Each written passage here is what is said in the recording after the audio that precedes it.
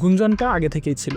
রাজনৈতিক পট পরিবর্তনের পর তামিম ইকবালের কার্যক্রম দেখে অনেকেই ধারণা করেছিলেন হয়তো আন্তর্জাতিক ক্রিকেটকে বিদায় জানিয়ে সংগঠক হিসেবে নাম লেখাবেন তামিম।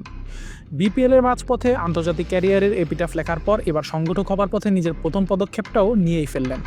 ঘরোয়া ক্রিকেটকে বিদায় বলার আগেই আসন্ন ঢাকা প্রিমিয়ার লিগের দল গুলশান ক্রিকেট ক্লাবের মালিকানা কিনতে যাচ্ছেন বাংলাদেশের এই সাবেক অধিনায়ক। তামিমের সাংগঠনিক দক্ষতার সাথে পরিচিত সবাই। জাতীয় দলে খেলাকালীনও দলের সবাই কোথাও একসাথে ঘুরতে যাওয়া কিংবা দল বেঁধে কোথাও খেতে যাওয়া, তামিমকেই সামলাতে হতো সব। খেলোয়াড়রাও সবাই চেয়ে থাকতেন তামিমের নির্দেশনার অপেক্ষায়। জাতীয় দলে অধিনায়ক থাকাকালীনও দেখা গেছে তামিমের সংগঠক সত্তাকে।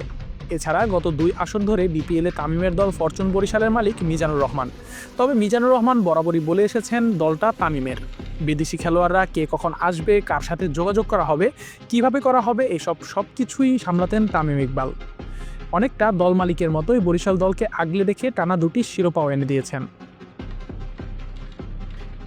এবার সেই মিজানুর রহমানের সাথেই ডিপিএলের নতুন দল গুলশান স্পোর্টিং ক্লাবের দায়িত্ব নিতে যাচ্ছেন তামিম।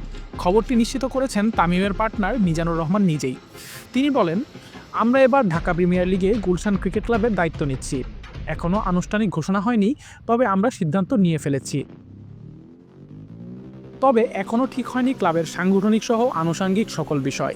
মিজানুর রহমান সংবাদ মাধ্যমকে আরও জানান, ক্লাবের সব ব্যয় আমরা বহন করব, তবে ক্লাবের ভেতরের কাঠামোতে বড় কোনো পরিবর্তন আনতে চাই না।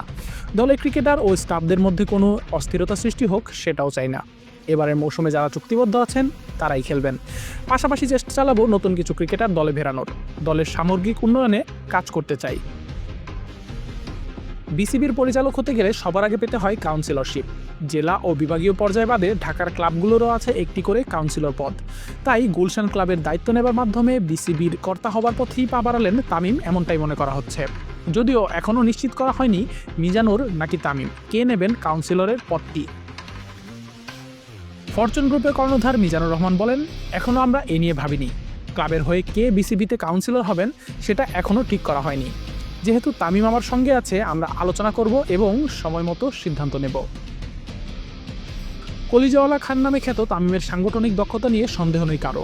17 বছর দেশের ক্রিকেটকে অসংখ্য স্মরণীয় মুহূর্ত উপহার দেবার পর সংগঠক হয়ে দেশের ক্রিকেটকে অন্য উচ্চতায় নিয়ে যেতে তামিমের চেয়ে ভালো বিকল্প বাংলাদেশের জন্য আর কেই বা আছে। আশিকুর রহমান শান্ত, ডি স্পোর্টস।